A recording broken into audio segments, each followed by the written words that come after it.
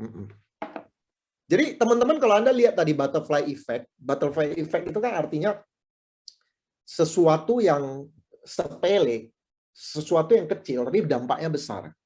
Attitude is a small things that make a big difference. Ya. Hal kecil sepele tapi membawa dampak yang sangat besar banget. Ya. Jadi ujung-ujungnya bedanya cuma di sikap. Ada orang sukses, ada orang gagal. Padahal mereka berdua mengalami kondisi yang sama. Cuma bedanya di mana? Di sikap. Nah, sekarang saya mau bahas satu poin. Sikap terhadap bisnis. Teman-teman menganggap bisnis MLM yang Anda jalankan ini, bisnis besar, yang income-nya bisa ratusan juta per bulan hingga miliaran per bulan, passive income, yang bisa mewujudkan impian Anda, atau ini hanya bisnis kecil-kecilan, coba-coba, iseng-iseng. Anda anggap ini bisnis besar atau bisnis kecil? Ya, mungkin Anda semua bilang, ya ini bisnis besar. Tapi ada buktinya loh Bapak Ibu, nggak segampang, oh ini bisnis besar. Ya. Ada buktinya kalau Anda menganggap ini bisnis besar. Ya. Nah, nanti saya akan jelaskan apa buktinya bahwa Anda menganggap bisnis ini bisnis besar. Cuman saya ingin sampaikan kepada Bapak Ibu, teman-teman semua, bahwa bedanya cuma di sikap.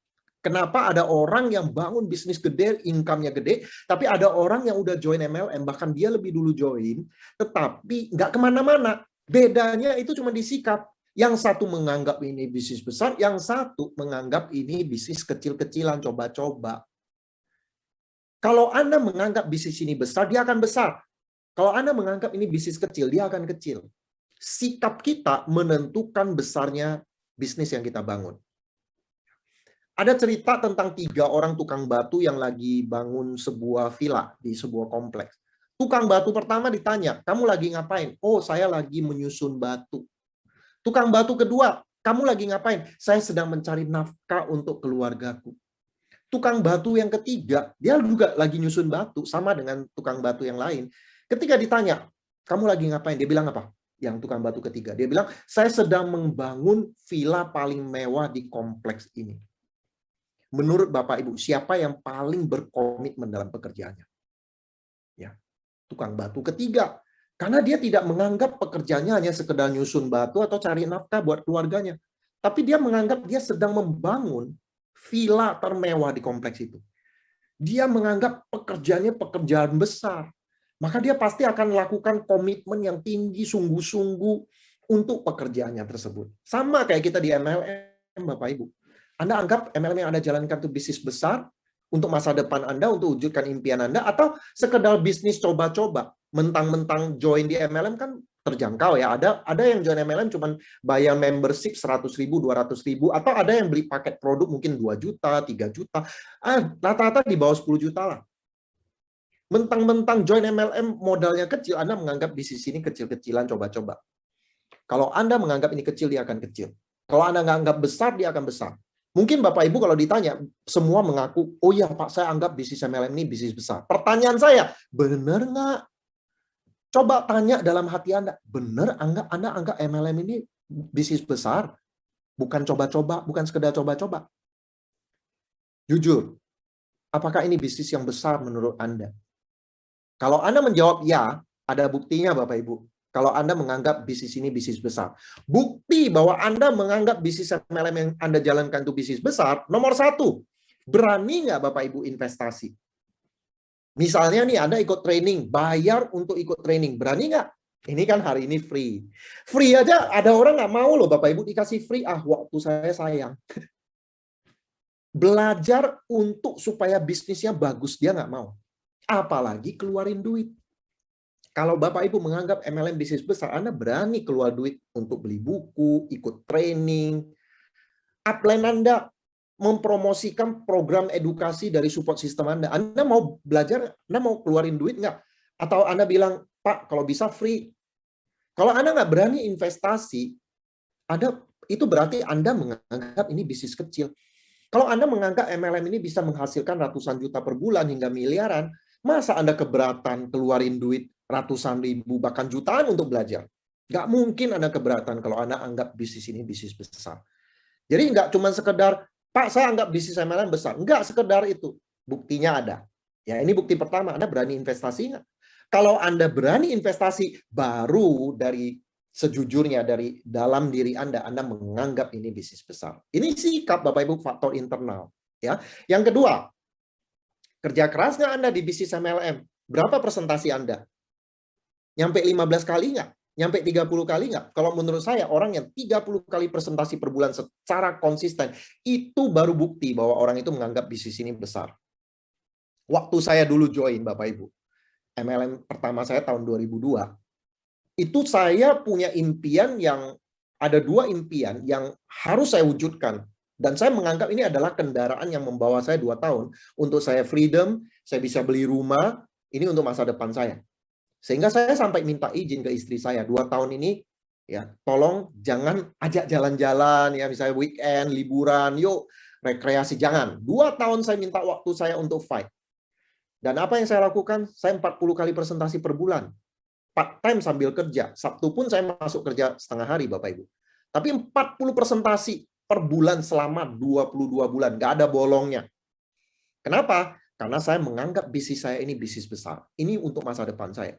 Nah, kalau Anda presentasinya 15 kali juga nggak nyampe, apalagi kemarin ada orang yang bilang 10 presentasi dalam waktu 4 bulan. Betul ya, Sadra ya? 10 presentasi. Ya, betul. Aduh, itu berarti dia bukan menganggap bisnis kecil-kecilan, ini iseng-iseng atau apalah, nggak tahu lah ya. Kalau Anda anggap MLM bisnis besar, Anda pasti akan kerja keras. Bukti yang ketiga, Anda goal setting nggak? Atau cuma kerja aja? Udah presentasi-presentasi yang banyak, tapi nggak pernah goal setting. Karena Anda berpikir kalau goal setting nanti nggak tercapai, targetnya stres. Masih takut stres. Ya. Kalau ada sebuah bisnis yang Anda betul-betul serius, ini bisnis besar, kayak misalnya Anda buka perusahaan, buka pabrik, atau buka restoran lah, pasti ada goal, pasti ada target. Bulan ini berapa orang yang datang, berapa penjualan, pasti ada target. Ya. Kalau nggak ada target, artinya ini bisnis kecil, nggak serius. Ya. Kemudian, semangat. Anda semangat nggak? Kalau ini bisnis kecil-kecilan mungkin Anda nggak semangat. Tapi kalau ini bisnis besar, ratusan juta hingga miliaran, pasti Anda antusias. Pasti Anda semangat. Dan yang kelima, apakah Anda berani sponsoring up? Sponsori orang yang levelnya di atas Anda. Atau banyak nggak chicken list di daftar nama Anda? Chicken list itu adalah daftar nama orang-orang yang nggak berani Anda presentasi. Karena Anda anggap ini levelnya di atas Anda. Aduh, nanti kalau ditolak gimana? Nanti kalau dimarahin gimana? Anda nggak berani mempresentasi orang yang menurut Anda levelnya di atas Anda. Berarti apa? Berarti Anda menganggap bisnis MLM yang Anda jalankan itu bukan bisnis besar. Kalau Anda menganggap ini bisnis besar, Anda berani tawarin ke siapapun juga. Ya, walaupun dia orang kaya, dia nggak butuh duitnya, tapi dia pasti butuh hal-hal lain seperti pengembangan diri, lebih banyak teman, lingkungan positif, dan penghargaan. Jadi bisnis MLM itu nggak hanya buat orang yang kaya. Bukan hanya buat orang yang belum kaya. Orang yang kaya juga butuh. Jadi kalau Anda menganggap MLM Anda itu bisnis yang besar, Anda berani tawarin ke siapa aja, termasuk orang-orang yang levelnya di atas Anda. Kalau Anda masih takut-takut, berarti Anda masih menganggap bisnis ini kecil. Ya, jadi inilah 5 bukti kalau Anda anggap MLM ini bisnis besar. Jadi nggak cuma ngomong, ya ini saya anggap MLM besar. Enggak. Ada buktinya Bapak Ibu, 5 hal ini. Ya. Nah, saya lihat orang-orang yang sukses bangun bisnis MLM besar, itu memang dari awal dia join, dia udah anggap ini bisnis masa depannya. Seperti yang dulu saya lakukan, saya berani bayar dengan 40 presentasi selama 22 bulan. Nah, saya kenal ada seorang top leader Indonesia yang punya bisnis kelas dunia. Dia cerita dalam salah satu seminarnya, dia bilang begini, waktu dia tanda tangani aplikasi, ya ini, dia tanda tangani aplikasi untuk join MLM, yang waktu itu join MLM-nya sekitar 100.000 aja. Jadi 100.000 itu kan sangat kecil ya untuk sebuah bisnis ya. Tapi leader ini bilang, waktu saya tanda tangan aplikasi untuk join, saya tidak menganggap ini sekedar bisnis MLM coba-coba yang hanya 100.000. Tapi dia bilang, saya menganggap saya sedang menandatangani akte perusahaan PT atas nama saya. Dia bilang begitu. Jadi kayak buka perusahaan yang modalnya mungkin bisa miliaran. Itu sikap Bapak Ibu. Jadi dia menganggap ini bukan main-main, ini bukan iseng-iseng, ini bukan bisnis coba-coba. Tapi ini adalah sebuah komitmen. Saya sedang membangun sebuah perusahaan atas nama saya. Masa depan saya di sini. Ya. Maka tak heran leader ini punya bisnis besar kelas dunia lagi. Jadi Bapak Ibu, apakah Anda menganggap bisnis MLM yang Anda sedang jalankan bisnis besar? Semua tergantung sikap, ya. Nah, berikutnya. Tadi ciri-ciri orang yang tepat, rajin dan konsisten, mau ikuti sistem dan sikapnya bagus. Nah, sikap di sini Bapak Ibu yang seringkali membuat orang walaupun dia rajin, dia mau ikuti sistem, tapi bisnisnya nggak berkembang. Kenapa? Karena masalah sikap. Sikapnya masalah sikap ini kan luas kan, terutama sikap pembangun hubungan. Kami sudah melihat pengalaman banyak leader yang walaupun dia rajin, dia konsisten, dia mau ikuti sistem, bisnisnya nggak berkembang karena faktor yang ketiga ini. Ya, dia nggak bisa bangun hubungan yang baik dengan orang lain. MLM itu bukan bisnis individu ya Bapak Ibu ya, ini teamwork, kerjasama tim. MLM itu bisnis hubungan. Bagaimana Anda menjalin hubungan baik dengan upline Anda dan dengan downline Anda. Jadi ini bisnis hubungan. Makanya people skill penting kan. Orang-orang yang sulit menjalin hubungan yang baik dengan orang lain, itu sulit bangun bisnis besar di MLM. Jangan sampai Bapak Ibu terhambat bisnisnya hanya gara-gara sikap pembangun hubungan. Nah, sikap pembangun hubungan yang paling penting adalah yang dikatakan oleh John Maxwell dalam buku-bukunya. Dia bilang apa? People don't care how much you know until they know how much you care. Orang nggak peduli sehebat apa Anda, sepintar apa Anda, sampai mereka tahu Anda peduli kepada mereka. Peduli. Ya, sikap peduli itu artinya apa? Anda mengutamakan orang lain, tidak egois. Ya.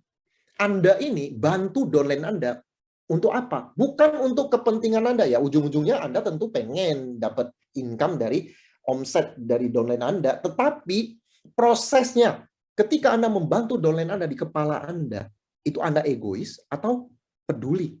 Betul-betul peduli kepada downline Anda. Ini bawa dampak yang berbeda Bapak Ibu. Kelihatannya sepele, tapi dampaknya berbeda. Contoh yang paling sederhana ketika Anda presentasi prospek. Anda sedang membantu orang itu atau Anda bantu diri Anda sendiri. Anda datang nih bawa MLM Anda ke teman Anda, ke prospek Anda. Di kepala Anda adalah Anda datang, saya datang, saya presentasi, kalau dia join saya dapat bonus. Itu yang ada di pikiran Anda? Atau Anda datang dengan tujuan dia pengen apa ya? Dia punya kebutuhan apa ya? Hot button-nya apa? Impiannya apa ya? Saya datang mau bantu dia. Saya datang dengan sebuah kendaraan yang bisa jadi solusi untuk teman Anda itu sukses. Jadi Anda peduli pada orang lain atau peduli pada diri sendiri? Ini sikap Bapak Ibu. Orang yang datang dengan tujuan egois, pengen rekrut orang untuk dapat bonus buat diri sendiri, itu nanti kepeduliannya, auranya, semangatnya itu akan nular. Menular Bapak Ibu. Kalau orang datang dengan kepedulian yang tinggi, maka prospek juga akan merasakan, ini orang ini tulus bantu. Ya, yang prospek ataupun downline kita paling butuh dari kita ini Bapak Ibu sebagai pemimpin adalah kepedulian kita. Bukan seberapa kaya kita. Kita pamer-pamer kekayaan Bapak Ibu, terus terang downline kita nggak peduli-peduli amat, dampaknya itu nggak gede, mungkin bisa membuat mereka terkesan sekejap aja. Tapi yang mereka peduli ini yang mereka lebih penting itu apakah Anda peduli sama mereka, itu yang paling penting. Nah itu dampaknya itu jangka panjang Bapak Ibu. Ya, jadi sikap peduli itu paling penting. Jadi ketika melakukan apapun juga, pikirkan orang lain dulu, utamakan orang lain. Utamakan orang lain, peduli pada orang lain, bukan diri Anda sendiri. Ya. Nah, sekarang saya mau bahas sikap terhadap masalah. Ketika Anda menghadapi masalah, sikap Anda bagaimana? Ada orang yang ketemu masalah, curhat, komplain, mengeluh terus. Konsultasi sama upline, yang ngomong itu masalah terus. 80% mengeluh, komplain, sampai upline-nya aja stres. Ya. Nah, yang diajarkan yang benar itu adalah sikap terhadap masalah ya. Fokus pada solusinya Bapak Ibu, bukan pada masalahnya. Jadi jangan komplainnya 80%, dibalik. Ya. Mencari tahu masalah apa itu cukup 20%. Sisanya cari solusi. Fokus pada solusi. 80% fokus pada solusi. Yaitu sikap terhadap masalah. Nah, kita perlu belajar dari Direktur Penerbangan NASA. Ini di tahun 1970, namanya Gene Kranz. Nah, Gene Kranz ini mengepalai sebuah proyek yang disebut Apollo 13. Nah, ini kisah nyata dari Gene Kranz ini. Kita bisa belajar, Bapak Ibu. Sudah difilmkan tahun 1995, Apollo 13 judulnya. Sutradaranya keren juga, Ron Howard ya. Dan bintangnya itu ada Tom Hanks, ada Ed Harris. Ya, ini didasarkan atas kisah nyata yang terjadi tahun 1970 di Houston. Ketika Apollo 13 diluncurkan dengan tujuan kemana? Ke bulan. Awalnya semua berjalan dengan baik. Lancar semua. Lancar. Nah, tiba-tiba Bapak Ibu, tabung oksigen itu meledak. Dan pesawat itu terbagi dua. 3 orang awak pesawatnya itu masih dalam pesawat. Tapi pesawatnya udah keluar dari orbit. Sehingga mereka nggak mungkin balik lagi. Ya udah melayang-layang keluar dari orbit lah. Dan satu persatu peralatan dalam pesawat itu mulai rusak sehingga menimbulkan kepanikan bukan hanya untuk 3 awak pesawatnya itu, tapi juga staf penerbangan di bumi di Houston. Semua panik karena peralatan rusak, ini rusak, itu rusak, semua panik. Di kondisi panik tersebut, ya tentu ini masalah besar Bapak Ibu karena nyawa 3 orang ini kan. Tiba-tiba si Gene Kranz tadi, Direktur Penerbangan NASA ya, namanya Gene Kranz tadi, diperankan oleh Ed Harris ya di filmnya. Dia mengajukan sebuah pertanyaan yang sederhana tapi mengubah jalan cerita. Ketika orang lagi panik, ini rusak, ini itu rusak ya, si Gene Kranz mengajukan pertanyaan, peralatan apa yang masih berfungsi dengan benar? Semua orang nggak mikirin itu. Semua orang masalah. Ini rusak, ini itu rusak, itu panik. Gene Kranz bilang, peralatan apa di dalam pesawat yang masih berfungsi? Jadi pertanyaannya sederhana, tapi langsung mengubah fokus orang yang tadinya masalah jadi solusi. Dan akhirnya mereka menemukan beberapa peralatan masih berfungsi. Dan akhirnya mereka maksimalkan, mereka perbaiki, maksimalkan peralatan ini.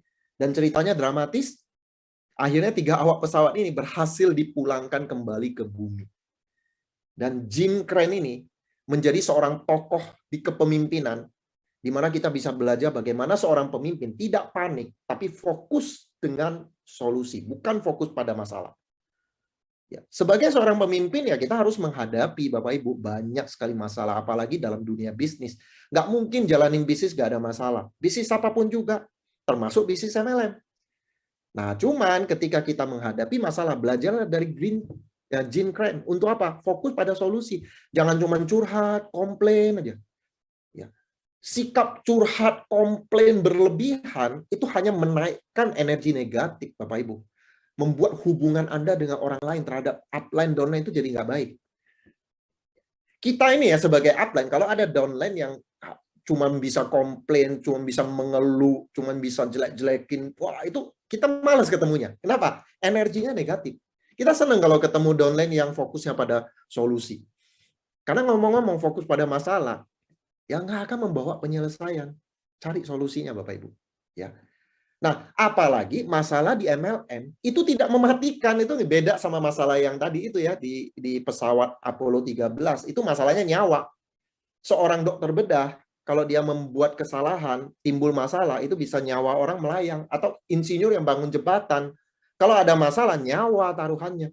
Di MLM nggak seperti itu. Seberat-beratnya masalah kita itu tidak mematikan, hanya bagian dari proses pertumbuhan. Itu yang penting Bapak Ibu. Jadi masalah kita di MLM sebenarnya proses kita bertumbuh. Ujian Bapak Ibu, supaya apa? Supaya kita naik kelas menjadi pribadi yang lebih baik. Jadi Bapak Ibu, masalah yang kita hadapi di MLM misalnya konflik dengan upline, dengan downline, atau downline yang hilang, penolakan, ya. Itu semua menempa kita supaya kita menjadi pribadi yang apa? Lebih sabar, lebih tidak sombong ya. Karena kalau kita sukses terus nggak pernah ngalamin proses kegagalan, kita jadi arogan ya. Nah, kegagalan-kegagalan kita, masalah-masalah kita membuat kita lebih rendah hati ya, tidak mengandalkan diri kita sendiri. Lebih kuat, lebih tangguh ya. Apalagi banyak. Jadi itu menempa kita menjadi pribadi yang lebih hebat. Sabar, rendah hati, kuat. Ya. Jadi naik kelas. Ketika Anda hadapin masalah, ingatlah Bapak Ibu, sama seperti murid-murid yang lagi belajar kalau ujian, kalau mereka lewati ujian itu, mereka naik kelas. Sama juga dengan kita, Bapak Ibu di MLM. Kalau ada masalah, dan kita lewati masalah itu, kita naik kelas menjadi pribadi yang lebih hebat. Ya. Nah, sekarang saya mau bahas ini, Bapak Ibu. Hubungan kita dengan orang lain itu hanya bisa sesehat diri kita sendiri. Maksudnya apa? Hubungan kita dengan orang lain hanya bisa sesehat diri kita sendiri. Gini Bapak Ibu, kalau si A bermasalah dengan si B, si A bermasalah dengan C, si A bermasalah dengan D, maka masalahnya ada di A. Jadi kalau orang yang bermasalah dengan banyak orang, orang itulah masalahnya. Nah, sekarang Bapak Ibu, coba kita cek diri kita. Kalau Anda sering punya masalah dengan banyak orang, Anda ribut dengan orang upline, downline, siapa aja Anda ribut. Jangan-jangan Anda masalahnya. Dan ini seringkali orang nggak sadar. Orang itu suka jelek-jelekin orang lain, nggak sadar bahwa sebenarnya dirinya yang bermasalah. Ini perlu saya bahas, Bapak Ibu, ini masalah sikap. Makanya saya bilang hal seperti ini harus orang ketiga yang bahas. Nggak mungkin upline Anda bilang, masalahnya di kamu. Nggak ada. Ya. Nah, ini introspeksi, Bapak Ibu. Kalau Anda sering bermasalah dengan orang lain, jangan-jangan Anda yang bermasalah. Hubungan kita dengan orang lain hanya bisa sesehat diri kita sendiri. Saya mau cerita mengenai terasi di janggut kakek. Seorang kakek tinggal di desa. Suatu hari cucunya main ke rumahnya. Si cucu ini agak nakal. Ketika siang hari, si kakek lagi tidur siang nih ya. Si cucu yang nakal ini diam-diam masuk ke kamar kakek, lalu olesin terasi di janggut kakeknya. Nah, waktu kakeknya bangun, dia cium, bau ya, kamar ini bau. Si kakeknya bilang itu. Lalu kakeknya keluar dari kamar, dia di ruang tamu, dia, ruang tamu juga bau. Si kakek keluar rumah. Di halaman rumah, dia tarik napas panjang-panjang. Wah, seluruh dunia ini bau. Padahal yang bau di mana? Terasinya, di janggutnya sendiri. Seringkali orang itu punya problem dengan orang lain. Dia komplain ini, komplain itu. Semua orang di sekelilingnya salah. Seringkali justru orang itu sendiri yang punya masalah. Makanya Bapak Ibu saatnya bercermin, introspeksi. Kalau kita sering punya masalah dengan orang lain, cobalah introspeksi Bapak Ibu. Ya. Jangan seperti wasit sepak bola yang 90%, 90%, 90 menit di lapangan, lari sana sini mencari kesalahan orang. Jangan seperti wasit sepak bola. Jangan seperti pepatah yang mengatakan gajah di pelupuk mata kita nggak kelihatan, tapi kuman di seberang lautan terlihat. Itu artinya orang yang pintar sekali menemukan kesalahan orang lain. Di kacamatanya semua orang salah, kecuali dirinya. Gajah di pelupuk matanya nggak kelihatan. Kesalahan sendiri kita nggak lihat, Bapak Ibu. Makanya Bapak Ibu, kalau Anda merasa Anda sering masalah dengan upline, sering masalah dengan downline, sering masalah dengan banyak orang, cobalah introspeksi Bapak Ibu. Saya tahu ini nggak gampang, tapi perlu kerendahan hati untuk menyadari itu, karena ini adalah fakta. Orang yang bermasalah dengan banyak orang, seringkali masalahnya di orang itu. Nggak apa-apa Bapak Ibu, kita kan jalani MLM ini salah satu tujuan kita kan jadi orang yang lebih baik. Dan ingat loh, masalah sikap ini nggak semua orang mau koreksi Anda. Orang tua Anda belum tentu mau koreksi Anda. Anda udah orang dewasa. Teman baik Anda, upline Anda belum tentu mau koreksi Anda. Kalau mereka koreksi pun Anda nggak suka. Mudah-mudahan Anda bisa terima training hari ini. Kami sebagai pihak ketiga atau dari buku mengoreksi Anda. Ya. Saya sendiri pun seperti itu, Bapak Ibu. Saya nggak berani menghakimi orang lain lebih jelek dari saya. Siapa tahu saya lebih jelek dari mereka. Selalu introspeksi, Bapak Ibu. Ya, untuk jadi orang yang lebih baik. Jangan punya penyakit situ sinis ya, situ sinis. Semua orang sinis pada siapapun ya. Nyinyirin, suka ngomongin orang lain, sebel sama ini, sebel sama itu. Semua orang dinyinyirin. Ya. Nah, ini ada masalah apa? Dengki, iri hati. Ini penyakitnya Bapak Ibu. Susah lihat orang senang dan senang lihat orang susah. Ya. Bahaya kan Bapak Ibu. Ini orang-orang yang sudah mengutamakan diri sendiri, egois, nggak peduli sama orang lain, Bapak Ibu. Kalau orang nggak peduli sama orang lain kayak gini. Kalau lihat orang lain sukses tuh susahnya bukan main, nggak suka. Ya. Tapi kalau lihat orang lain lebih susah, seneng gitu. Ya. Ada dengki, iri hati. Saya sebut tuh mental kepiting ya. Kepiting itu kalau dimasukkan di keranjang, nggak usah ditutup Bapak Ibu, asal dia lebih dari 1 ekor. Kenapa? Karena kepiting itu kalau ada temennya mau keluar dari keranjang, yang lain akan tarik dia turun. Jadi mental kepiting itu adalah orang-orang yang nggak seneng temennya sukses. Kalau saya belum sukses, temen mau sukses, jangan temenin saya, ditarik. Nah, Anda jangan jadi orang seperti itu jika melihat orang lain lebih sukses, crossline Anda peringkatnya lebih tinggi, lebih berkembang. Anda jangan iri hati, dengki, rendahkan hati Anda, jadikan itu motivasi belajar. Jangan dengki lihat orang lain sukses. Harusnya senang. Bapak Ibu, kalau Anda bisa ya punya hati kecil ya, yang senang lihat orang lain susah, itu bahaya loh Bapak Ibu. Masa sih Anda senang lihat orang lain susah? Ya. Hati kita itu di mana, Bapak Ibu? Ya, bisa tega lihat orang lain susah. Jangan, Bapak Ibu. Jangan jadi mental kepiting. Jangan ada dengki, iri hati, belajar sama orang lain, rendah hati. Banyak kok yang bisa kita pelajari di sekeliling kita. Kalau downline Anda, tadi ya Sadra udah bahas, downline Anda lebih hebat. Bersyukur punya satu downline yang hebat. Jangan merasa tersaingi, big shot. Ya, terhadap orang-orang yang bermasalah. Kalau tadi kan saya bicara diri kita. Nah, sekarang bisa jadi juga Anda bertemu dengan orang-orang di sekeliling Anda yang punya sikap seperti itu. Ada orang yang bermasalah dengan siapapun juga. Orang ini kebetulan bermasalah dengan Anda. Nah, bagaimana menghadapi orang-orang bermasalah? Kalau tadi saya minta Anda introspeksi ya. Jangan-jangan Anda yang situ sinis. Jangan-jangan Anda yang mental kepiting. Susah lihat orang senang, senang lihat orang susah. Ya, jangan-jangan Anda adalah orang yang punya masalah dengan internal Anda, sehingga Anda bercermin untuk berubah. Ya, jangan nyalain orang lain dulu, jangan jadi wasit sepak bola itu. Ya. Nah, sekarang bagaimana kalau Anda yang berurusan dengan orang seperti itu? Anda punya upline, punya downline, yang mental kepiting ataupun yang situ sinis, ya, yang sikapnya nggak benar. Anda bertemu dengan orang yang bermasalah. Apa yang Anda harus lakukan? Nah, saran terbaik adalah belajar untuk mengabaikannya dan tidak tersinggung. Nggak usah dipikirin, Bapak Ibu. Selama itu tidak berurusan dengan masalah reputasi atau kriminal. Jadi mungkin orang itu ngomongin Anda, tapi dia nggak fitnah, masalah kecil lah. Misalnya dia bilang, aduh Pak Suprato, cara-caranya nggak benar, wah apa yang diajarkan nggak benar. Udah, kalau memang bisa diabaikan, ngapain kita berurusan dengan orang-orang yang bermasalah? Orang-orang yang bermasalah yang ada di sekeliling kita, nggak lama Bapak Ibu. Catat ya, nggak lama. Orang-orang yang bermasalah, nggak lama.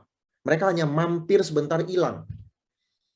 Jadi ngapain Anda ributin orang-orang yang katupnya? Katup tuh level kepemimpinannya di bawah Anda. Abaikan aja. Nggak usah tersinggung dan nggak usah ribut sama mereka. Ngapain Anda ribut sama orang yang katupnya rendah? Ya, saya mau cerita mengenai harimau dan keledai. Ya, mungkin Anda sudah pernah dengar ceritanya. Suatu hari, keledai sama harimau itu ribut masalah warna rumput. Si keledai bilang rumput warnanya biru. Harimau bilang enggak, rumput warnanya hijau. Mereka bertengkar, berdebat. Nggak mau ngalah. Biru, hijau, pokoknya berdebat. Sampai urusan makin panas, akhirnya mereka sepakat dibawa ke pengadilan rimba yang kepalanya ya Raja Rimba, si singa. Oke, ya masalah dibawa ke singa. Ketemu singa, si keledai bilang, Baginda singa, rumput itu kan warnanya biru ya. Terus singa jawab, ya kalau kamu percaya itu biru, ya itu biru. Singa jawab dengan penuh kebijaksanaan. Si keledai bilang, tapi harimau nggak setuju dengan saya. Harimau bilang itu hijau. Harimau berdebat dengan saya, tolong hukum dia. Lalu si singa bilang, baiklah, kalau begitu harimau saya hukum 3 hari dalam kurungan. Lalu si keledai senang banget, dia bersorak-sorak. Rumput warnanya biru, rumput warnanya biru. Nah, setelah si keledai pergi, si harimau samperin si singa. Dia bilang, Baginda singa, kok kamu hukum saya? Kamu kan tahu rumput itu hijau. Kok kamu hukum saya sih? Baginda singa bilang apa? Harimau, kamu dihukum bukan karena warna rumput. Kita semua tahu rumput itu hijau. Nah, kenapa saya dihukum? Singa bilang, kamu dihukum bukan karena warna rumput. Kamu dihukum karena kamu menurunkan derajatmu dari seekor harimau yang perkasa dan pintar untuk berdebat dengan keledai bodoh, untuk hal yang konyol. Karena itu kamu dihukum. Yang nyebelin, kamu ganggu tidur siang saya untuk hal yang konyol seperti itu. Pelajaran apa yang kita petik, Bapak Ibu? Jangan berdebat dengan keledai bodoh untuk hal yang konyol. Dengan orang-orang yang bermasalah, yang katutnya jelas di bawah Anda, yang ribut dengan siapapun juga, udah nggak usah diladeni. Anda menurunkan derajat Anda kalau meladeni orang-orang seperti itu. Ya. Dan jangan juga tergoda untuk menjelek-jelekkan orang yang memusuhi Anda. Karena kalau Anda menjelek-jelekkan kembali orang yang memusuhi Anda hanya ada di derajat orang itu. Anda menurunkan derajat Anda. Kalau Anda lagi mau naik ke puncak gunung, ngapain Anda risaukan orang-orang yang masih ada di bawah? Seekor singa tidak akan terusik dengan komentar-komentar domba yang berisik. Ngapain Anda ribut dengan orang-orang yang konyol? Intinya gini Bapak Ibu, kalau Anda ribut dengan seseorang yang menurut Anda bermasalah, ya, katupmu harus lebih tinggi. Kamu harus jadi orang yang lebih berjiwa besar. Saya juga sering ngalamin hal seperti ini. Saya berkali-kali, saya tahu saya difitnah juga Bapak Ibu. Ada orang yang ngomongin hal yang nggak benar dengan saya. Saya lihat, kalau itu nggak akan membuat reputasi saya hancur, orang lain juga akan tahu hal yang benar. Saya nggak ladenin Bapak Ibu. Saya tidak tergoda untuk ikut ribut. Kenapa? Karena itu tadi yang saya bahas tadi. Saya nggak mau berurusan dengan orang yang katupnya di bawah saya untuk hal-hal yang konyol. Kita naik gunung Bapak Ibu, nggak usah risaukan dengan orang yang ada di bawah. Ya. Dan masalah apapun yang Anda hadapi di MLM, ujung-ujungnya matahari akan bersinar kembali. Badai pasti berlalu. Sering saya ada downline yang konsultasi dan saya lihat masalahnya. Kadang-kadang ada masalah yang nggak ada solusinya. Kita udah coba mencari solusinya, nggak ada solusinya. Kadang-kadang saya ikut prihatin dengan downline tersebut. Wah, kalau saya di pihaknya pun saya akan kesulitan menghadapi masalah itu. Masalahnya berat banget. Ketika saya mendengar masalahnya, saya tahu bahwa itu masalah berat. Dan saya juga nggak tahu ada solusinya. Saya paling-paling cuma bilang sama dia, udahlah tabah, bertekun ya, tabah, bertekun. Tapi saya tahu Bapak Ibu, masalah seberat apapun, ujung-ujungnya selesai juga. Ya, dan akhirnya masalah beres juga. Pada waktu kita hadapi memang berat banget. Tapi sekali lagi lah, kita kan ingin naik kelas kan Bapak Ibu kan? Kita ingin naik kelas jadi pribadi yang lebih baik. Ya. Sekarang saya bahas masalah keuangan. Ini juga masalah sikap. Anda termasuk orang yang dapat dipercaya nggak masalah keuangan? Ini sebenarnya berhubungan dengan integritas ya. Anda dapat dipercaya nggak? Ya. Kalau Anda pegang duit, jujur nggak? Kalau ada hubungan dengan masalah duit, Anda bisa dipercaya nggak? Kalau misalnya Anda pakai uang orang, Anda kembaliin nggak? Atau Anda licik? Ya. Hati-hati Bapak Ibu, orang yang tidak bisa dipercaya masalah keuangan, itu banyak yang hancur bisnisnya di MLM. Menipu secara keuangan itu nggak bisa sukses. Kenapa? Leadership-nya hancur Bapak Ibu. Nggak ada yang percaya. Ya, leadership-nya kepercayaan. Kalau masalah uang nggak bisa dipercaya, leader itu hancur. Nggak bisa sukses di MLM. Nggak tahu ya bisnis konvensional, saya nggak tahu. Kalau di bisnis konvensional kan orang bilang, kalau orang yang jujur itu terbujur. Itu konvensional. Di MLM, orang jujur itu harga mati. Orang yang tidak jujur nggak bisa sukses di MLM. Beda memang Bapak Ibu. Ya. Jadi Anda bisa dipercaya nggak masalah keuangan. Nah, bagaimana dengan masalah ini Bapak Ibu? Utang piutang. Nah, saya tandaskan Bapak Ibu, di MLM tidak ada utang piutang antara Anda dengan upline atau dengan siapa aja yang ada hubungan di MLM. Tidak ada utang piutang. Karena ini akan menghancurkan bisnis. Kami sudah lihat banyak sekali seperti itu. Khususnya ya seorang upline ya. Downline datang, pinjam duit karena lagi kesusahan. Kadang-kadang kita nggak mau pinjemin, kita nggak tega. Ya dia kesulitan, masa sih kita diam aja nggak bantu? Kan katanya harus peduli. Tapi Bapak Ibu, kalau Anda pinjamin, ada hubungan pinjam meminjam, utang piutang, ini yang terjadi adalah, ini ya pengalaman Bapak Ibu ya, kalau Anda sebagai upline, Anda takut downline Anda ini kalau Anda nggak bantu, nanti dia hilang. Anda kehilangan downline gara-gara dia punya masalah, dia nggak Anda bantu, hilang. Akhirnya Anda bantu dia, Anda minjemin duit.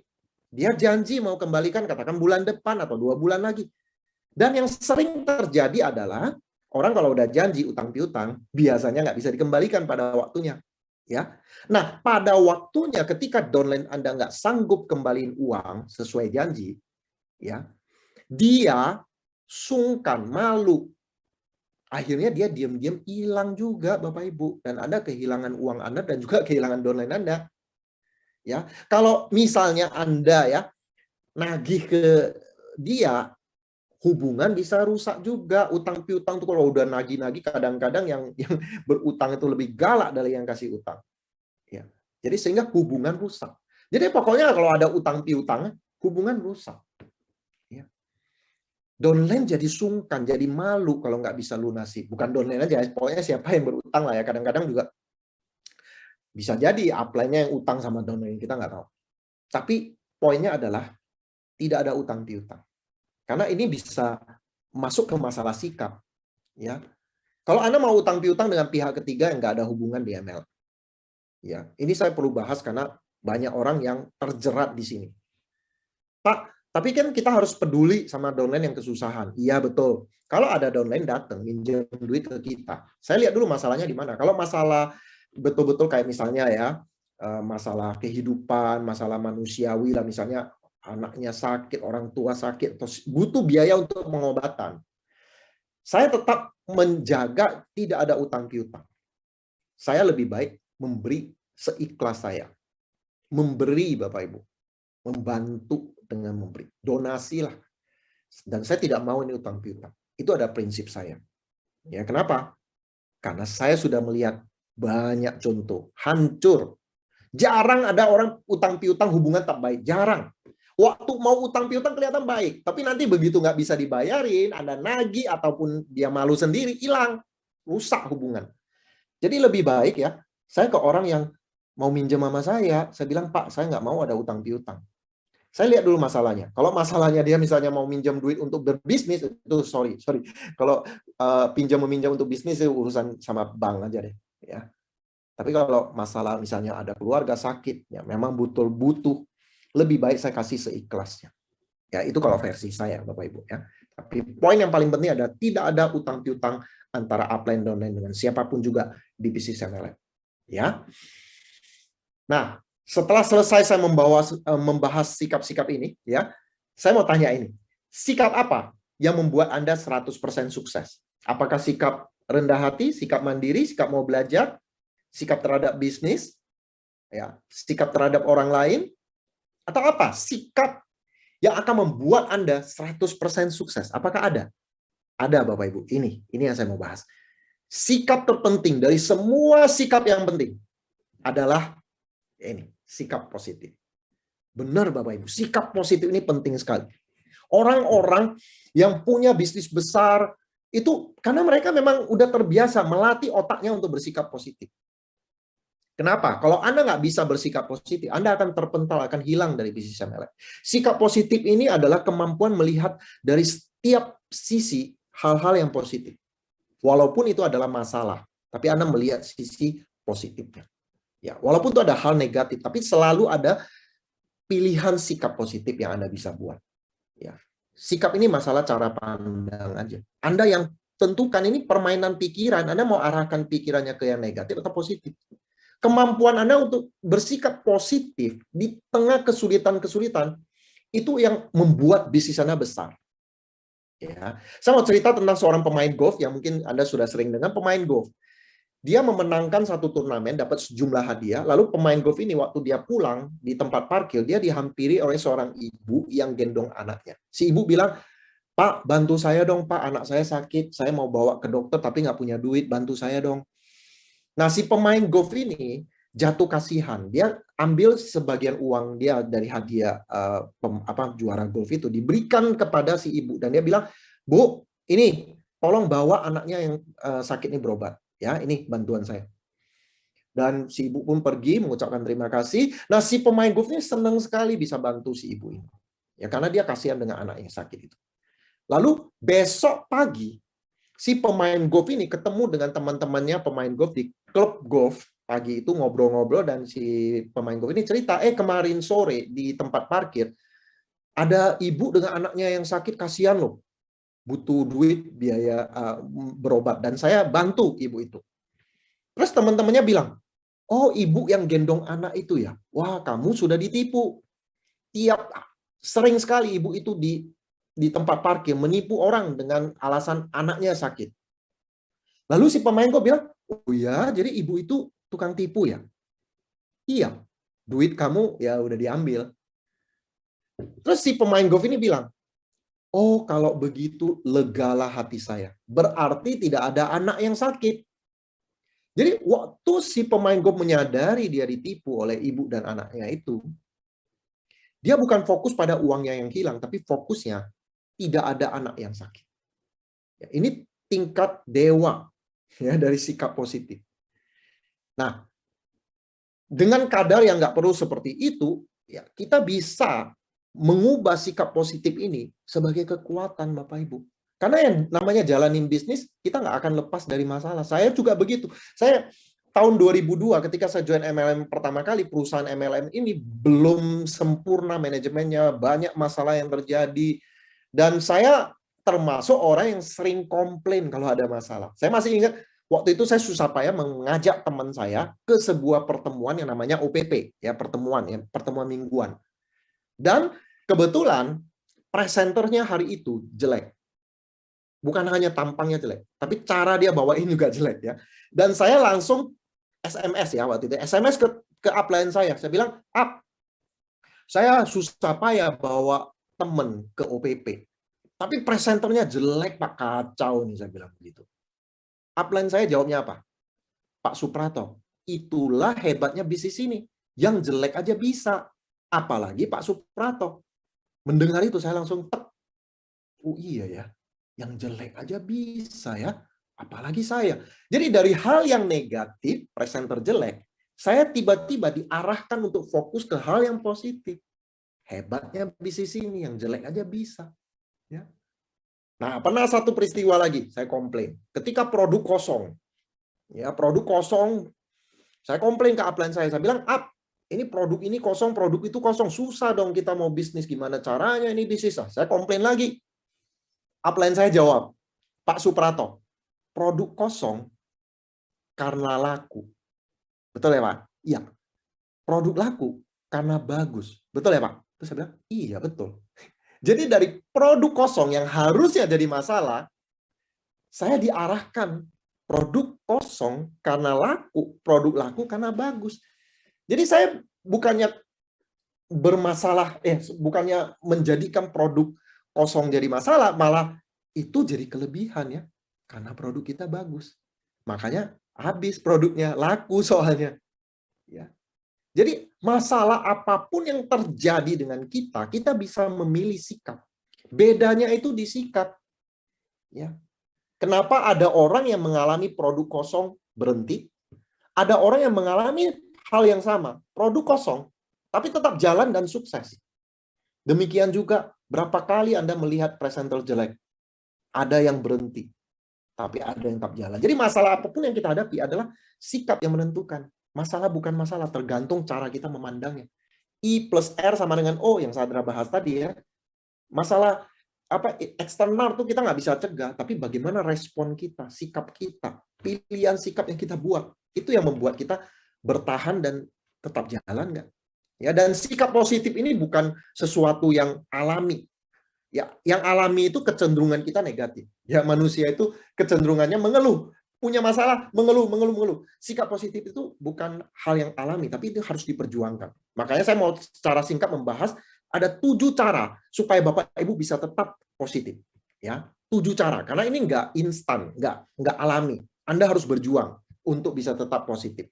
Tapi mau tak mau Anda harus berjuang. Makanya saya bahas 7 cara membentuk sikap positif. Yang pertama, fokus ke hal yang positif. Latih otak Anda. Fokus ke hal yang positif. Jangan ke yang negatif. Karena Anda akan mendapatkan apa yang Anda fokus. Kalau Anda fokus ke yang negatif, Anda dapat ke yang negatif. Anda fokus ke yang positif, dapatkan yang positif. Kayak contohnya lah training ini hari ini. Anda mau fokus ke hal negatif banyak. Misalnya sinyalnya mungkin kurang bagus, ada gangguan, suaranya mungkin, tampilan videonya, atau mungkin materi membosankan. Anda bisa dapatkan hal yang negatif kalau Anda fokus ke hal yang negatif. Tapi sebaliknya, kalau Anda memilih hal yang positif, wah ini materi bagus nih, hari ini saya dapat pencerahan. Bisa. Anda akan dapatkan apa yang Anda fokus. Tinggal Anda alati otak Anda aja. Fokus ke mana? Ke positif atau negatif. Ya. Jadi selalu latih hal yang fokus Anda ke hal yang positif. Apapun yang terjadi, ya jangan ngeluh, komplain dulu. Apapun hal negatif yang terjadi, coba pikirkan. Apakah ada hal positif yang terjadi? Saya waktu itu pernah, ya ada orang yang janji mau undang saya ke luar kota. Dia baru join.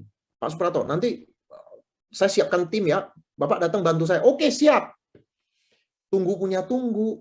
Gak jadi dia undang saya ke sana. Saya udah kesel. Malah orang itu hilang ya. Muntaber, hilang tanpa berita ya. Dan saya waktu itu udah merasa, aduh kehilangan satu downline aktif nih. Padahal saya udah semangat pengen ke sana. Dalam keadaan ya agak negatif, saya berpikir apa hal positifnya? Ya positifnya adalah untung saya ketahuan dulu orang ini nggak serius. Daripada saya habisin duit, ya tiket pesawat sampai ke sana, habisin duit ternyata orang itu bukan orang yang tepat. Lebih baik saya dari awal tahu, oh ini bukan orang yang perlu saya bantu. Jadi selalu ada hal positif yang bisa kita dapatkan. Ya, yang kedua adalah hindari penundaan. Orang udah karena apa? Karena capek, malas, karena stres, karena bingung. Ketika kita mengalami hal-hal seperti itu, otak alam bawah sadar kita akan menyampaikan kepada kita, stop dulu, jangan lakukan. Kamu lagi bingung, kamu lagi stres, kamu lagi capek. Jadi otak alam bawah sadar kita berusaha melindungi kita dengan menganjurkan kita untuk menunda.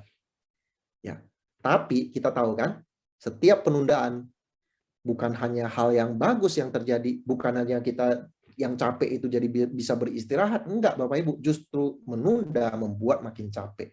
Menunda membuat makin kacau, membuat pekerjaan makin tertunda. Nah, penundaan akan meningkatkan energi yang negatif. Jadi jangan pernah menunda. Lakukan aja Bapak Ibu. Walaupun capek, walaupun stres lakukan aja. Karena dengan tidak menunda, energi positif yang akan naik. Yang ketiga, kembangkan rasa bersyukur. Meskipun kita perlu ambisi untuk maju, tapi harus diimbangi dengan rasa bersyukur. Orang yang terlalu berambisi, nggak ada rasa syukur, itu gampang stres. Ya, jadi kita harus ada keseimbangan, ambisi dan rasa syukur. Dan orang yang punya rasa syukur, itu pintar sekali bersikap positif. Makanya ini obat, Bapak Ibu. Bersyukur itu obat. Dan ada banyak alasan kita untuk bersyukur. Banyak sekali. Kita masih sehat, corona sudah lewat, ya kita berdoa ya, semoga tidak ada gelombang-gelombang yang lainnya. Tapi kita udah 1,5 tahun ya. Saya nggak tahu Anda penyintas COVID atau bukan, tapi intinya Anda masih hidup, masih sehat sampai saat ini, itu patut disyukuri. Ya, dan Anda juga bisa bersyukur di tengah-tengah pandemi, banyak perekonomian turun, tapi kita masih punya bisnis MLM yang makin berkibar di masa COVID ini, masa corona ini. Banyak alasan kita bersyukur. Ya, laporan mengatakan Bapak Ibu ya, setiap hari di seluruh dunia ada 3.600 orang yang meninggal, tewas karena kecelakaan lalu lintas. 3.600 setiap hari. Jadi kalau Anda lagi perjalanan bisa pulang ke rumah dengan selamat, itu juga patut disyukuri. Ya, banyak orang nggak nyampe di rumah, 3.600 setiap hari Bapak Ibu yang tewas di jalan. Ya, jadi banyak alasan bersyukur. Ya, kemarin di Bandung ada laporan, ada seorang pria kecelakaan. Dia kehilangan 2 kakinya, dia lumpuh. Dan juga 2 matanya. Jadi dia lumpuh dan buta. Dalam kondisi seperti itu, untung asuransi mencairkan klaimnya. Dia dapat 10M sebagai pengganti. Pria ini meskipun menderita lumpuh dan buta, dia sedikit bersyukur ya. Kenapa? Karena keluarganya dapat ganti 10M. Bersyukur dia. Nah, pertanyaan saya, apakah ada teman-teman di sini yang mau menggantikan posisi pria ini? Kita jadi buta dan lumpuh, tapi dapat ganti 10M. Saya yakin nggak banyak. Kalau saya nggak mau. Kenapa? Karena 2 kaki saya, 2 mata saya bernilai lebih dari 10M. Ya. Kalau Bapak Ibu nggak dalam posisi terjepit, mungkin Anda nggak mau juga. Kenapa?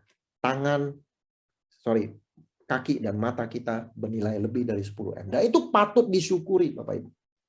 Ya. Banyak belajar hal positif. Jadi Anda harus dengerin audio, video, buku-buku positif. Masukkan pikiran positif ke dalam otak kita. Kita presentasi, follow up, ketemu dengan banyak hal negatif. Satu tetes pikiran negatif masuk ke otak kita.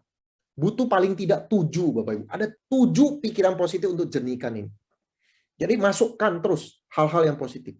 Kalau dengar berita negatif yang bisa membuat mood Anda hilang, udah jangan didengerin, jangan dilanjutin. Masukkan hal-hal yang positif. Jangan masukkan sampah ke dalam otak kita. Ya. Bergabung dengan komunitas yang positif. Anda kalau hadir di pertemuan, Anda bertemu dengan orang-orang positif. Komunitas support system Anda terdiri dari orang-orang yang satu visi, satu budaya. Mereka sependapat untuk maju. Ya. Burung yang bulunya sama, itu berkelompok. Makanya bergabunglah dengan komunitas yang positif. Kalau ada pertemuan, ketemu dengan upline, dengan orang-orang sukses, jangan lari dari situ, Bapak Ibu. Karena makin Anda menyendiri, makin sulit untuk bersikap positif. Tapi kalau Anda bergabung dengan komunitas orang positif, lebih mudah. Dan yang keenam, membangun citra diri yang positif. Mungkin ada beberapa orang, ada luka batin, ada trauma masa lalu, sehingga kita nggak bisa memaafkan diri kita sendiri, sehingga citra diri kita itu negatif. Kita memandang rendah diri kita, nggak bisa maafin diri kita. Nah, hal-hal seperti itu membuat kita sulit untuk bersikap positif. Makanya citra diri yang positif itu harus dibangun. Caranya bagaimana? Ada 2 cara. Pertama, afirmasi positif. Afirmasi itu mengatakan hal-hal yang positif. Misalnya kita menganggap diri kita ini ya, citra diri yang negatif, mungkin menganggap diri kita itu malas, bodoh. Nah, ganti ini. Malas jadi rajin, bodoh jadi pintar. Jadi rajin dan pintar. Afirmasi. Tiap hari bacain, Bapak Ibu. Suprato rajin dan pintar. Suprato rajin dan pintar. 10 kali paling tidak Anda bacain. Dan lakukan itu minimal 3 kali. Pagi, siang, sore kayak makan obat. Kalau Anda lakukan itu secara konsisten 90 hari, 3 bulan ya. 90 hari, kita akan jadi orang yang lebih positif. Citra diri kita akan lebih naik. Itu nomor 1 ya, afirmasi. Yang kedua, Anda bisa bantu orang lain, Bapak Ibu. Sekecil, misalnya kita nggak bisa bantu yang gede, bantu yang kecil juga nggak apa-apa. Cara untuk meningkatkan citra diri, bantu orang lain, terutama orang yang nggak bisa bantu kita, nggak bisa balas ya. Misalnya fakir miskin, misalnya orang-orang di jalanan yang memang kesusahan, Anda bantu mereka. Walaupun nggak bisa banyak, bantu sedikit juga nggak apa-apa. Ada teman saya, Bapak Ibu, tiap minggu dia keluarin 100.000 untuk terapi nasi bungkus. Dia beli 10 bungkus nasi bungkus, tiap Rabu dia turun, ya, bagiin ke orang-orang yang dia jumpai di jalanan yang menurutnya orangnya lagi susah, lagi kelaparan. Dia bantu. Hanya 100.000 dalam seminggu. 400.000 aja sebulan. Ya kalau Anda nggak bisa bantu sebanyak itu, bantu sesedikitnya nggak apa-apa juga. Yang penting Anda bantu orang. Kalau Anda bantu orang, citra diri Anda akan meningkat. Ya. Dan yang ketujuh, mulailah setiap hari dengan hal yang positif. Bangun tidur, berdoa. Berdoa kan positif kan? Akhiri dengan amin. Kemudian baca buku positif. Dengerin audio dan video yang positif. Jadi Anda masukin otak Anda dengan hal-hal positif di pagi hari. Sehingga kalau otak Anda sudah full tank dengan hal positif, Anda keluar dari rumah ini, presentasi ditolak orang, hal-hal negatif mau masuk, udah penuh otak Anda dengan hal positif. Jadi tiap pagi isi dengan hal-hal positif. Inilah 7 hal Bapak Ibu, membentuk sikap positif. Anda harus berjuang untuk tetap positif. Fokus ke hal positif, hindari penundaan, terus merasa bersyukur, belajar hal positif, bergabung dengan komunitas positif, bangun citra diri yang positif, dan mulailah setiap hari dengan hal yang positif. Kalau Anda lakukan 7 hal ini, Anda akan jadi orang yang lebih positif. Ya. Nah, apakah sikap positif membuat Anda 100% sukses? Jawabannya adalah ya. Kalau didukung oleh action, tindakan. Jadi nggak cuman sikap positif aja, ya. Sikap positif kan cuma permainan di pikiran kan? Tapi Anda harus didukung dengan action juga. Kalau tidak ada action, Anda hanya jadi orang yang sangat positif, itu aja. Jadi Anda sebagai orang yang bersikap positif baru bisa sukses kalau didukung oleh tindakan. Anda juga action, presentasi, follow up, lakukan bisnis ini, nggak cuma hanya bersikap positif. Oke, Bapak Ibu. Jadi kita sudah bahas ya tentang sikap. Hal kecil yang berdampak besar, ya, butterfly effect. Oke, Sadra, materi saya sudah selesai. Baik kan saya kan? Gak ganggu ya kamu ya. Padahal saya udah nunggu-nunggu loh, kamu ganggu. Ya. Gua capek soalnya. Lu Udah tidur ya? habis. Jangan-jangan ya. Udah? Lu tidur. Gua nonton 1 episode. Enggak bercanda. Oke. 2 episode. Enggak lah, bercanda lah. Aku nggak mungkin lah nonton 2 episode. 3. Udah lanjut. Apa? Fokus dengan hal positif itu salah satunya adalah Bapak Ibu teman-teman juga, ini kan zaman sosial media ya. Perhatikan status Anda. Ya. Status Anda sebagai leader MLM itu jangan lebay-lebay, jangan negatif terus ya, dan jangan maki-maki orang di status. Iya tuh Pak Suprato itu suka banget maki-maki saya di. Kamu lihat status saya di sosial media itu selalu positif. Oh ya udah. Ya. Saya ada teka-teki satu. Status apa yang bikin happy? Dapat hadiah nggak? Dapat lah. Oke. Ayo guys, topik udah selesai nih. Ini Ya. penutup. Status apa yang bikin happy? happy? Yang pertama kali jawab benar, saya kasih hadiah. Status sosial. Status dapat duit. Jojoba. Apa sih jojoba? Status nikah, status jomblo. Belum ada. Jomblo bahagia. Cuman satu orang yang dapat hadiah tadi ya, Mr. Eric Hon ya. 100.000. Ya, itu benar. Wes, Cika. Udah ya, kamu minta ya, Sadra ya, nomor WhatsApp-nya ya. Bentar, nih Cika status yang bikin happy itu, status yang bikin happy itu adalah status 1000 hadiah untukmu. Saya masih curiga nih. Ini Cika yang dulu nggak ya? Oh, iya ya, gue curiga tau nggak? Oh, mendengar kata Cika itu ya, gue agak hati saya agak kurang enak, tau nggak? Perasaan saya nggak enak. Dia selalu bisa menjawab dengan benar semua teka-teki kita. Dan jangan-jangan teka-teki kita itu datangnya dari dia ya sumbernya. Betul. Benar nggak Cika? Ayo jawab dulu. Apakah Anda 100.000 hadiah untukmu? Apakah Anda adalah Cika yang dulu? Yang selalu mengikat hadiah yang kita berikan. Oke, Cila, bukan Pak. Oh, bukan. Oh ya udah. Ini berarti Cika. Berarti setiap orang yang bernama Cika ya akan menjawab dengan benar. Cika, silakan WhatsApp saya. WhatsApp saya sih. Silakan chat ke saya nomor WhatsApp-nya ya. Nanti admin akan menghubungi Anda tahun depan. Jangan berkecil hati ya, tahun depan tuh paling 3 bulan lagi kan. Kok tahun depan kita kebayang nggak sih 2021 bentar lagi loh, tinggal 1 bulan. Ya. Banget kok itu satu tahun nggak kebayang. Cika status Ibu. Kita kasih 100.000 aja ya. Iya. Ya itu pas lah kan untuk trainingnya 100.000. Ya. Ya. Oke ya Cika, silakan chat nomor WhatsApp sebelum saya berubah pikiran ya. Hitungan 3, 2, 1. Oke, fine. Nggak mau jawab, nggak mau kasih nomor WhatsApp. Oh, ada.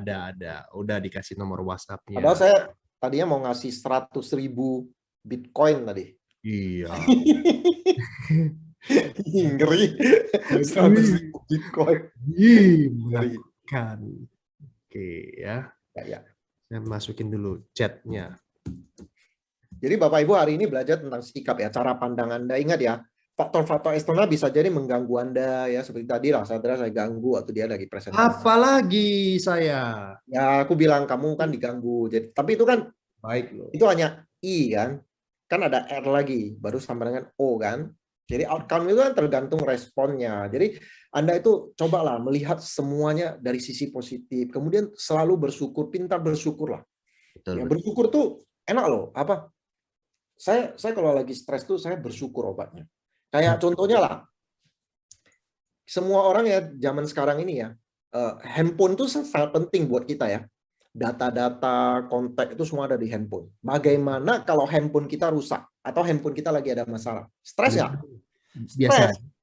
Ya kan? Tapi coba teman-teman yang hadir di sini, coba lihat handphonenya. Ada masalah nggak? Lagi nggak masalah kan? Itu aja udah boleh bersyukur.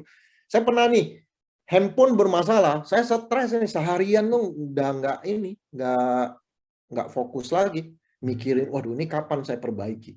Kenapa? Karena kita udah bergantung sama ini. Ada yang jawab, simpan data di Google Cloud dong. Jangan. Kalau Google Cloud jangan bicara sama saya. Nggak, mimisan ya? Misal.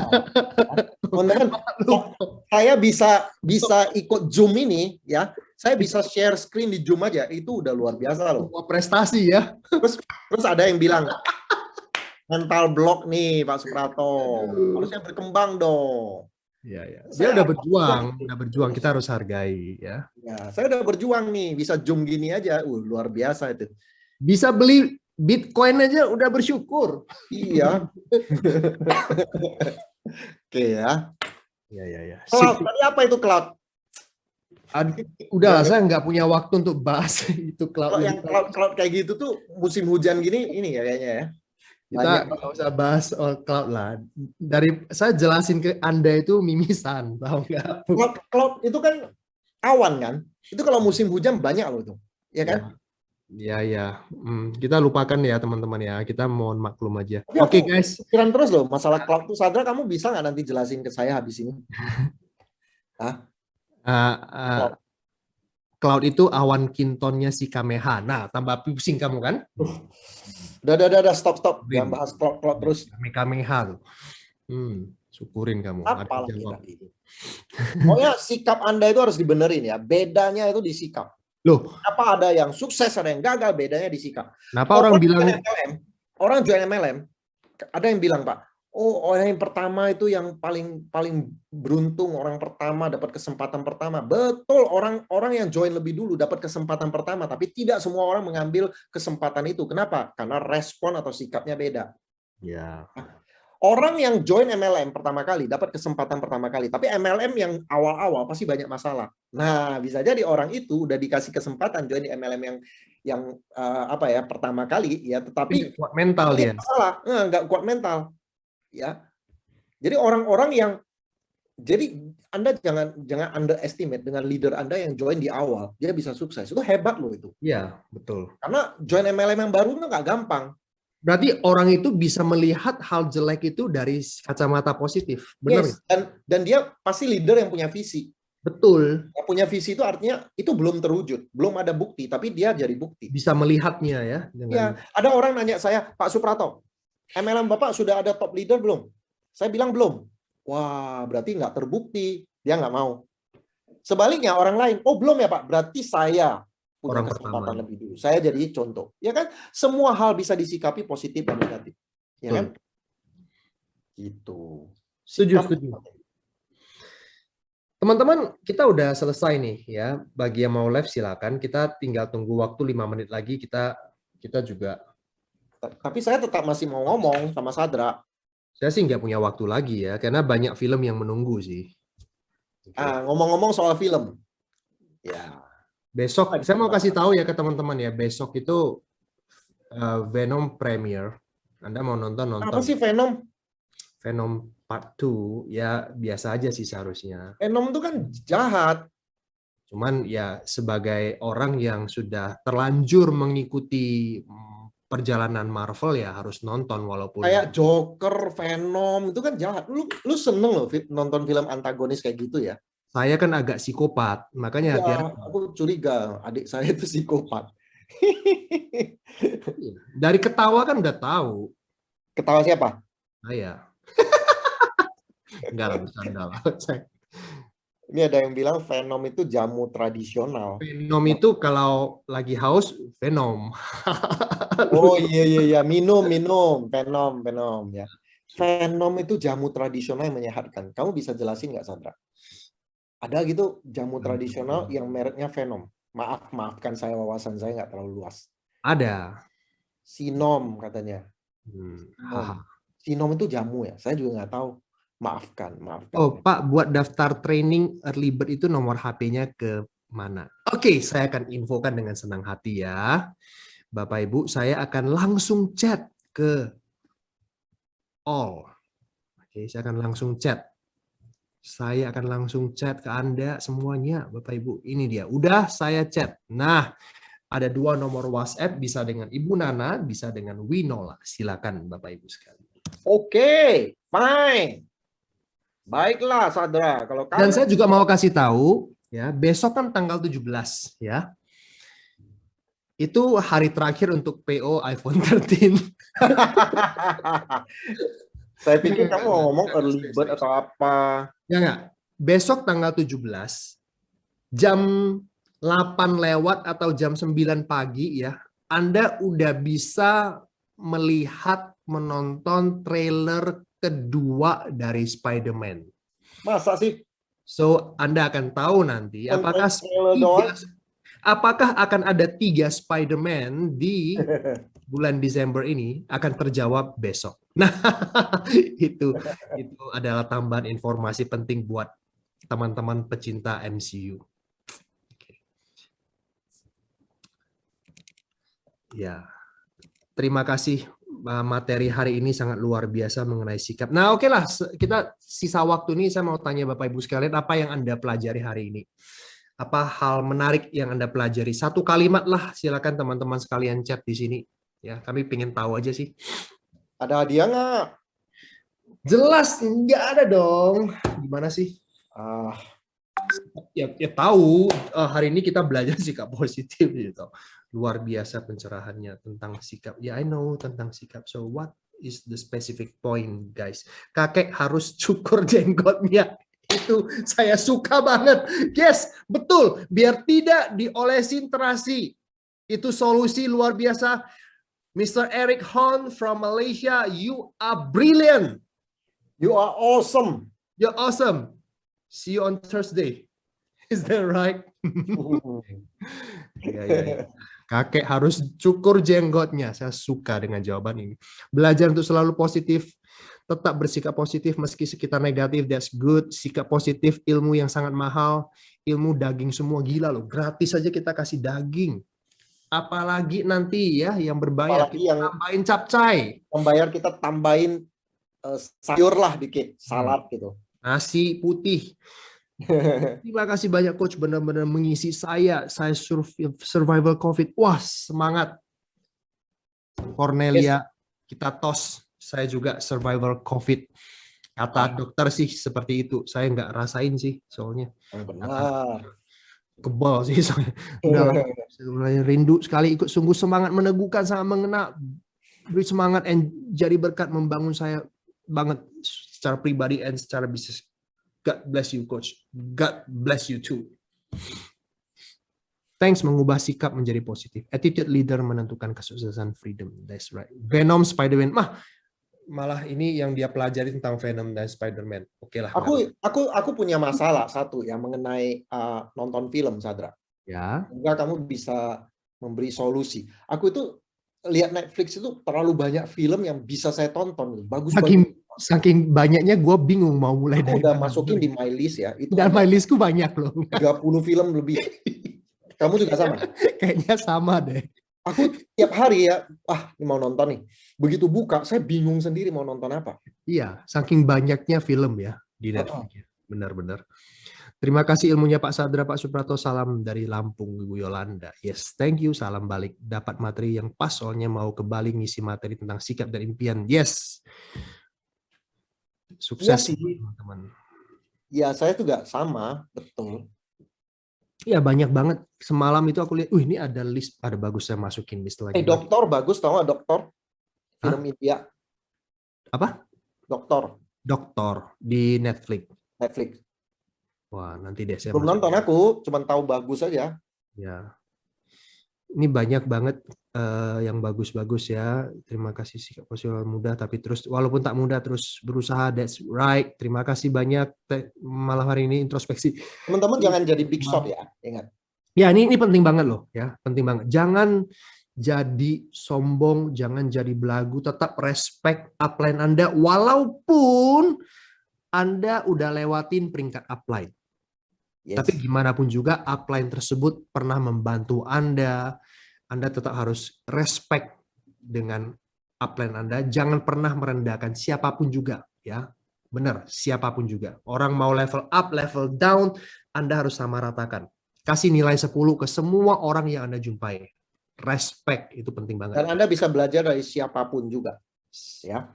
Tidak hanya dari kami, tapi dari upline, dari downline, dari crossline, dari buku, dari siapa aja.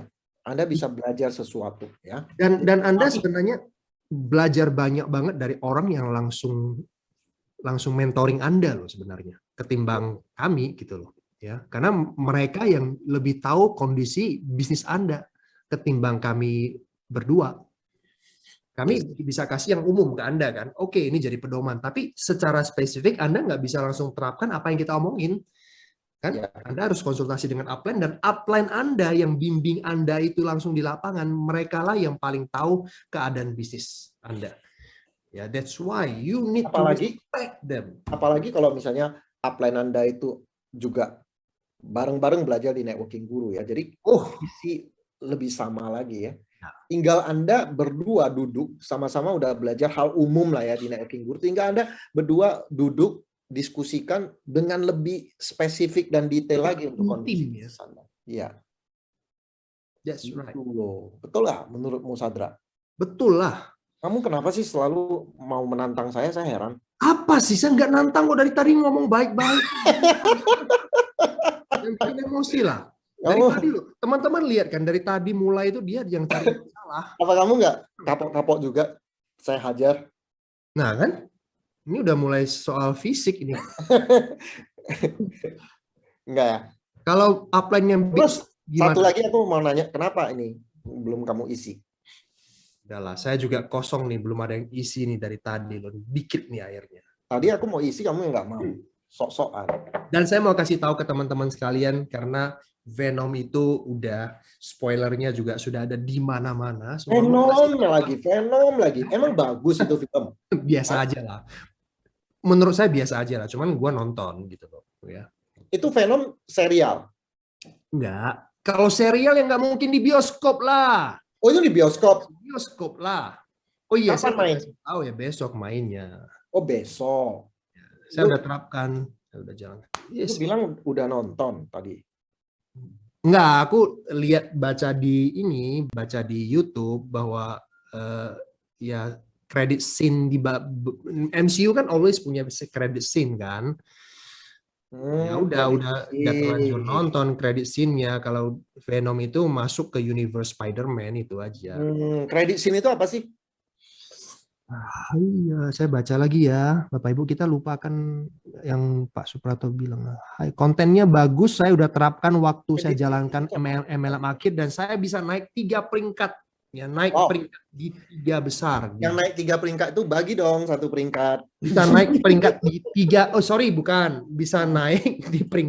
bisa naik peringkat di 3 besar di Jawa Tengah. Oh, kayak naik 3 peringkat. Kalau naik 3 peringkat kita boleh dong minta 1 peringkat. Saya 1, Pak Suprato 1 dong, gitu ya. Jadi makanya teman-teman kalau terapkan apa yang sudah dipelajari di networking guru, kami sangat yakin ya Anda punya bisnis yang berkembang bagus. Aku beli buku ini loh, Sadra. Apa ini? Effective Leadership Communication. Wah, ini menarik. Nggak tahu bagus atau enggak. Tapi beli aja, saya beli terus. Ya. Ada lagi buku ini, Sadra. Beli lagi. Saya baru beli bukunya sih. Saya sendiri nulis buku, ya saya harus beli buku juga, ya nggak? Change your habits, change your life.